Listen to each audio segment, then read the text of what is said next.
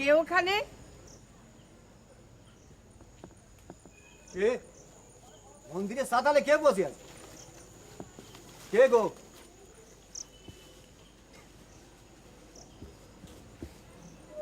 সনাতন। হাতি দিদি, তুই এখনো ঘুমোওনি?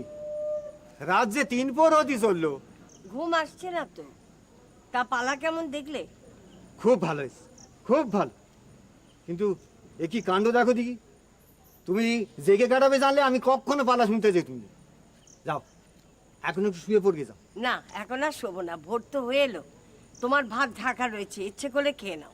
আর তুমি ঠাই এখানে বসে থাকবে? ভালো লাগছে তো আমার। তা ভালো বোঝো করো, আমার কথা আর কে শুনছে বলো? সনাতন শোনো,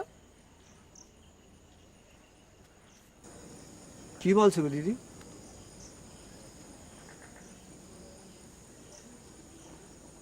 আচ্ছা সনাতন, তুমি অরুন্ধতী সম্পর্কে কি জানো? এই নাম তোমারে কে বলেছে? দাদা? আমি তোমার মুখ থেকে শুনতে চাই। সে তো মেলা কথা গো। বসো।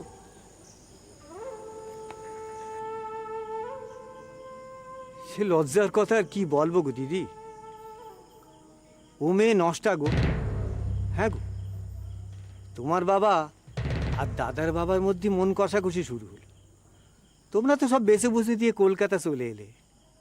দাদা আমার বড় একা হয়ে গেল, কেমন যেন গুম মেরে গেল।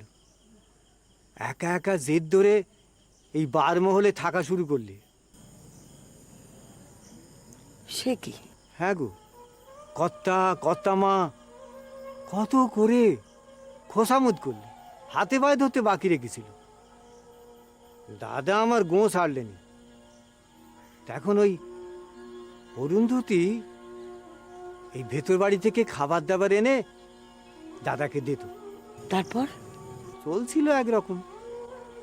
দাদা এই এন্ট্রেন্স পরীক্ষা দিলে না, সব ছেড়ে ছুড়ে দিয়ে ওই দেশ সেবার কাজ শুরু করে দিলে। দূর দূর গায়ে পড়ে থাকতো, মাসের মধ্যে 2-4 দিন আসতো। তো সেই বারমহলেই মানুষের সঙ্গে সম্পর্ক বলতে ওই বোবা অরুন্ধতী। অরুন্ধতী কোথায় গেল? তা জানি না। তারপর ওই 3 দিনের জ্বরে হঠাৎ কর্তমা মারা গেলেন। তখন ওই সংসারের সমস্ত দায় বোবা মেয়েটের ওপর। তারপর ওই কর্তামার শোকে কর্তাবাবুও চলে গেলেন। দাদা বাবার মারা যাওয়াতে কাছাটি পর্যন্ত নিলেন।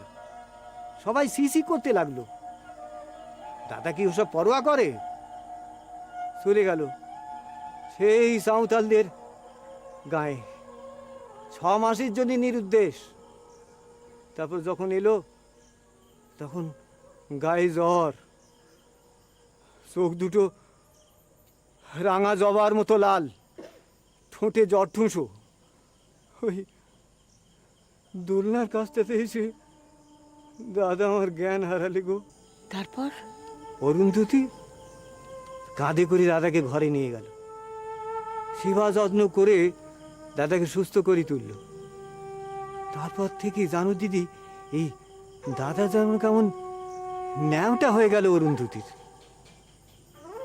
পরে জানা গেল ওই মেয়েটা নষ্টা। মানে? ও মানে আমি বলতে পারবো নি গো, ও আমার মুখে আসবেনি। তবে একটুকু বলতে পারি,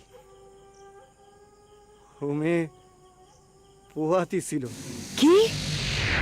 কার পাপ কে জানে, সে তো মুখে কথা বলতে পারেনি। সবাই দাদাকেই দোষী ঠাওরালে। তবে জানো দিদি, ওই মেয়ে মাথা নেড়ে দাদাকে নির্দোষ প্রমাণ করলে। তারপর একদিন রীতির বেলা কোথায় চলে গেল। চলে গেল? সবাই বলে ও নাকি বড় লাইনে রেলে গলা দিয়েছে।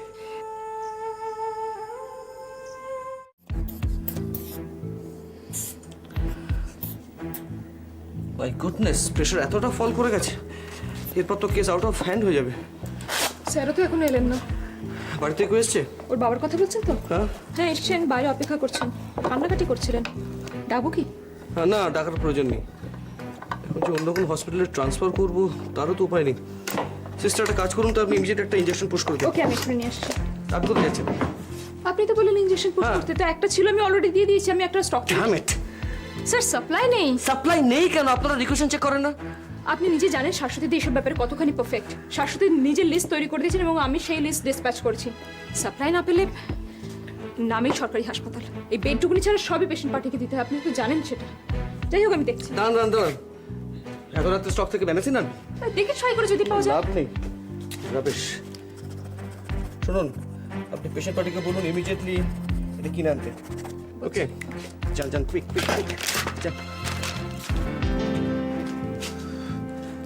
কি করবো, একে কি অ্যাডমিট করে নেবো? তো ডায়ালিসিস স্টার্ট করতে হবে, কিন্তু এখন টেকনিক্যাল হেল্প পাওয়া তো মুশকিল। ব্লাড টেস্ট কে করবে? ব্লাড পাওয়া যাবে? যেখানে একটা ইনজেকশন পাওয়া যায় না, রেয়ার ব্লাড গ্রুপ তো সোনায় সোহাগা। কি হলো? কি মনে হচ্ছে, বাঁচবে তো? আমি কি করে বলবো তো বাঁচবে কি মরবে? আমি কি ম্যাজিশিয়ান যে ছুঁয়ে দেবার পেশেন্ট বেঁচে যাবে? ঢাল নেই, তরোয়াল নেই, নিধিরাম সর্দার। কিছু হলে সব দোষ আমাদের। ডাক্তার অবহেলা, পেশেন্টের মৃত্যু। 1400। আপনি এতটা টেস্ট কেন হচ্ছেন? স্যার তো এক্ষুনি আসছেন। স্যার কি ম্যাজিশিয়ান? হাত পা বাঁধা অবস্থা উনি 7-8টা কাটবেন কি করে বলতে পারেন? জান, আপনি দেখুন ওষুধটা পাওয়া যাচ্ছে কিনা। আমি সহদেবকে বলে এসছি, ও পেশেন্ট পার্টির কাছে গেছে, দেখুন। হয়তো এক্ষুনি। কি ব্যাপার, ওষুধ এনেছো? সিস্টার, আপনি সিরিঞ্জ রেডি করুন, আমি পুশ করবো। না না, ওষুধ তো এখন এসে পৌঁছয়নি। মানে? আমি ডাক্তার রায়ের গাড়ি ঢুকতে দেখলাম লনে, সেই খবরটাই দৌড়ে দিতে এলাম। তার মানে স্যার এসে গেছে, এদিকে আসছে তো? ডক্টর সেন,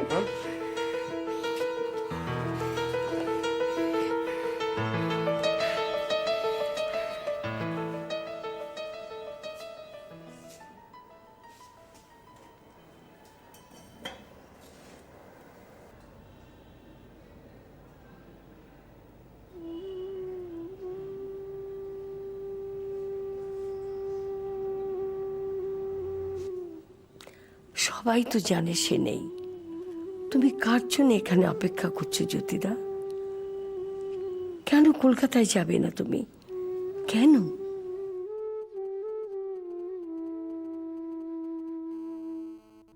তুমি যাবে, যাবে।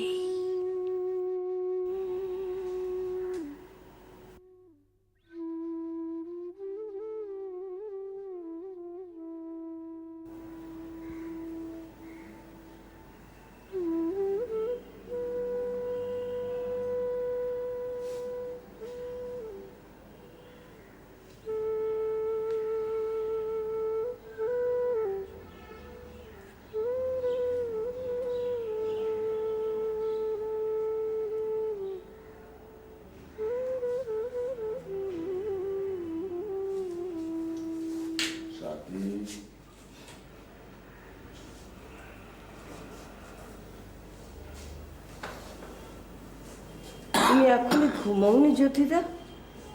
তুমি কাঁদছিলে? না, আজকাল ঘুম আমার বড় একটা আসে না। আমি নানা রকম শব্দ শুনি। রাতের আকাশের তারা খসে পড়ার শব্দ, শুকনো নারকেল পাতার উপর ব্যাঙের টুক করে লাফিয়ে পড়ার শব্দ। একটু আগে তোমার কান্নার শব্দ শুনছিলাম। তুমি কাঁদছিলে।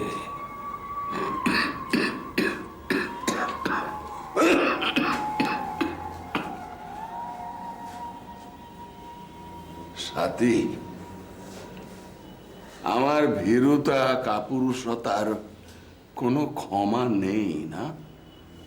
ওসব আমি ভুলে গেছি জ্যোতিদা। কেন একই কথা বারবার বলো? শোনো, তোমার হাতটা একটু আমাকে দাও।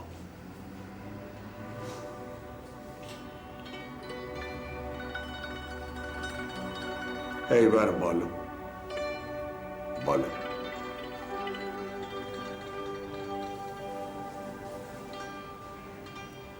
আমি এসব বিশ্বাস করি না জ্যোতিদা। কত পেশেন্টের মাথায় হাত দিয়ে তাদের সান্ত্বনা দিতে কত মিথ্যে কথা বলেছি, তাদের বাঁচিয়ে রাখার জন্যে, তাদের সুস্থ রাখার জন্যে। সেরকম করেই না হয় আজ আর একবার বললে। আমিও তো অসুস্থ। সাথী, সাথী, তুমি বিয়ে করলে না কেন?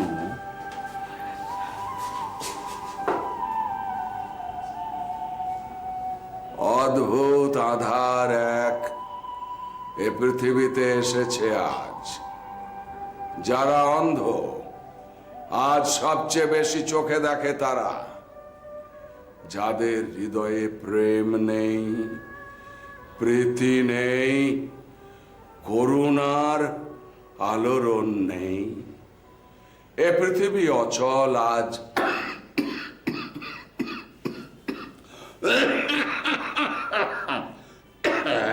এ পৃথিবী অচল আজ তাদের সুপরামর্শ ছাড়া।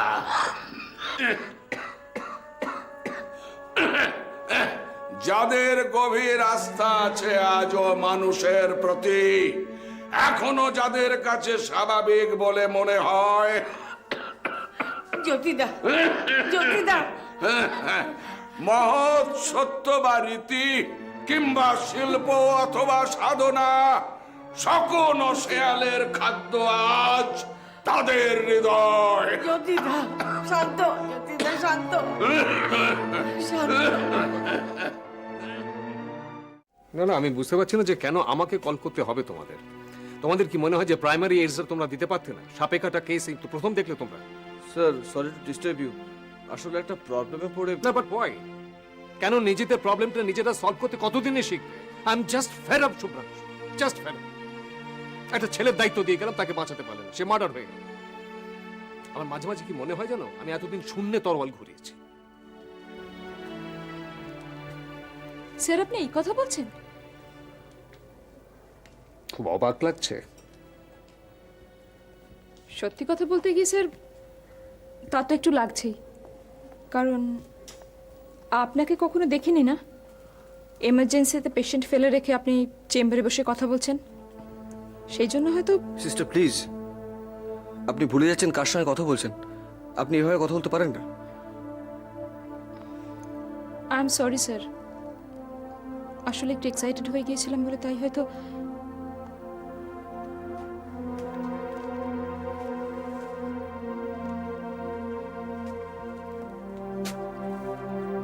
No, it's all right. Don't be sorry. তুমি ঠিকই ধরেছো, বদলে যেতেই চাইছি আমি, and I'm trying my level best.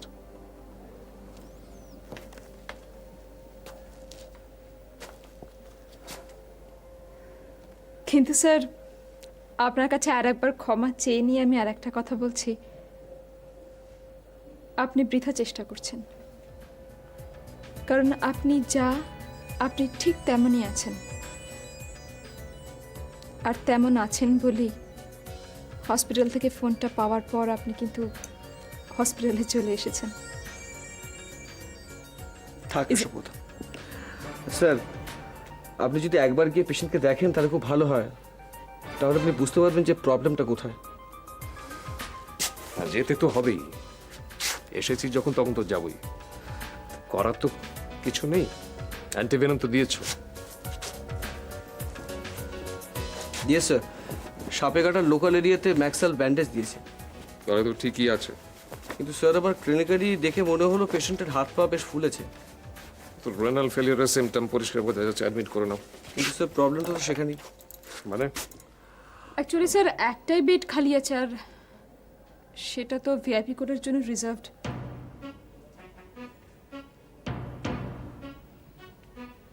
মানে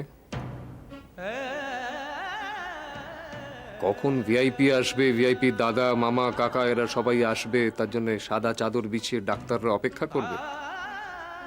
আর এই ছেলেটা যদি সত্যি রেনাল ফেলিওর হয়ে থাকে তাহলে তো তাকে ইমিডিয়েটলি ডায়ালিসিসে দেওয়া দরকার। স্যার সেই জন্য তো আপনার জন্য ওয়েট করছিলাম, আপনার পারমিশন না পাওয়া পর্যন্ত। What nonsense!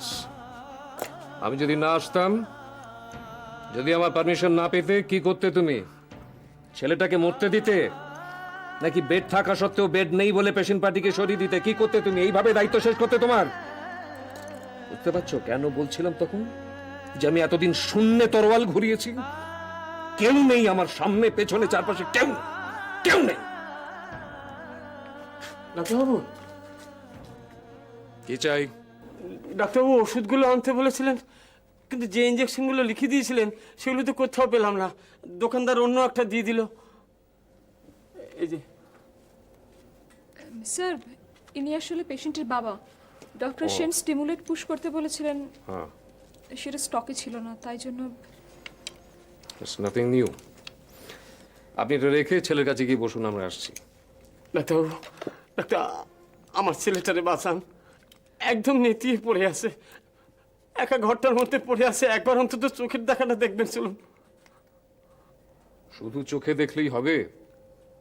ছেলে বেঁচে যাবে তাতে? আমাদের কাজ করতে দিন, আপনি গিয়ে বসুন। কোনো চিন্তা নেই, ছেলে ভালো হয়ে যাবে, যান। তাহলে স্যার আমার দেখার কিছু নেই, আমি যেটা বোঝার বুঝে নিয়েছি। ওকে ইমিডিয়েটলি অ্যাডমিট করে নাও, আর কোথায় কি সই করতে হবে তোমাকে দাও, আমি করে দিচ্ছি। ঠিক আছে, আমি এক্ষুনি নিয়ে আসছি।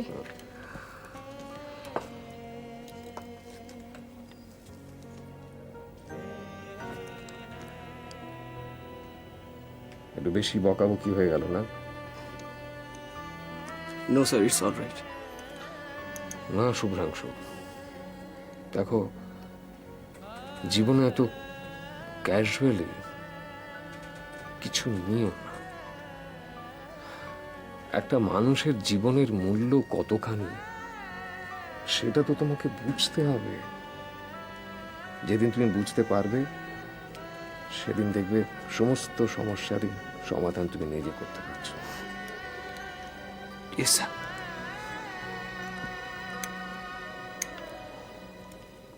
দেখুন, বিজনেসে ওটা পড়া তো লেগেই থাকে, কিন্তু সেসব নিয়ে যে আমি খুব একটা দুশ্চিন্তা করি তা কিন্তু নয়। আত্মবিশ্বাস, হ্যাঁ? কিন্তু এই আত্মবিশ্বাসের মূল উৎস কিন্তু আপনি নিজে নন। আগে বৃহস্পতি হচ্ছে আপনার সহায়। এই গ্রহরাজ বৃহস্পতি কল্যাণে এত ঝড় ঝাপটার মধ্যেও আপনি নিজেকে সামলে রেখেছেন। আপনি যখন বলছেন তখন হয়তো সেটাই কারণ, কিন্তু গুরুদেব আমার নিজের ইচ্ছে, পরিশ্রম এসবের কি কোনো মূল্য নেই? সবই কি ওই গুরু গ্রহের কৃপা? না না, শুধু এই গুরু গ্রহ নয়, রবি, হ্যাঁ রবি, রবিও আপনার খুব ভালো। তাই তো আপনার এই এত অর্থ, নাম, যশ, প্রতিপত্তি। আরে এ কি করেছো মা? হ্যাঁ, দেখো আমি হচ্ছি একাহারি মানুষ, এই এত ভক্ষণ করা কি আমার পক্ষে সম্ভব? আমি কোনো ওজোর শুনবো না বাবা। আপনার সেবা থেকে বঞ্চিত করবেন আপনি আমাকে? সান্যাল মশাই, আপনার এই স্ত্রী হচ্ছেন সাক্ষাৎ মহামায়া। অবশ্যই আপনার সংসারে স্ত্রী বৃদ্ধির মূলে হচ্ছে এই মহামায়া। অবশ্যই। এই মহামায়ার মহাজাল আপনার সংসারে সর্বত্র বেছানো, এ কথা আপনাকে মান্য করতেই হবে।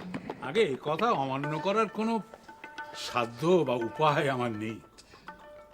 গুরুদেব, আমি নেহাতি এক গৃহপালিত জীব, তার উপর আবার এখন বৃদ্ধ হতে চলেছি। দেখুন, গৃহস্থ মাত্রই গৃহপালিত। আগে সকলেই যদি ওই ঈশ্বর মার্গে পথ চলা শুরু করে, হ্যাঁ, তাহলে সংসার করবে কে? ন্যায়, অন্যায়, পাপ, পুণ্য এই সব কিছু বকলমা নেবার জন্য তো আমরা আছি। আপনি নিশ্চিন্তে সংসার করুন। ওনার কথা ছাড়ুন গুরুদেব, আপনি আহার শুরু করুন। তুমি কোম্পানিতে যাবে না? হ্যাঁ হ্যাঁ হ্যাঁ, আচ্ছা আমাকে মার্জনা করুন গুরুদেব, মানে আমাকে একটু ব্যাংকে যেতে হবে, ব্যাংক বন্ধ হয়ে যাবে তো টাকা পয়সা তুলতে হবে। আর এটা তো মানেন যে টাকা পয়সা ছাড়া কিন্তু সংসার একেবারেই অচল। না না, নিশ্চয়ই নিশ্চয়ই। আপনি আসুন। হ্যাঁ, হ্যাঁ। জয় গুরু, জয় গুরু। শোনো, বলছি যে যাবার আগে গণনার ফলটা একবার জেনে গেলে হতো না? মানে মনটা এমনিতেই কিরকম একটু উচাটন হয়ে রয়েছে। তার জন্য তো আমি আছি, আমার কাছ থেকে পরে শুনে নিলে হতো না? হ্যাঁ, হতো, নিশ্চয়ই হতো, নিশ্চয়ই হতো। আচ্ছা ঠিক আছে, তাহলে আমি এখন, আচ্ছা গুরুদেব আমি তাহলে আসুন আসুন, জয় গুরু, জয় গুরু।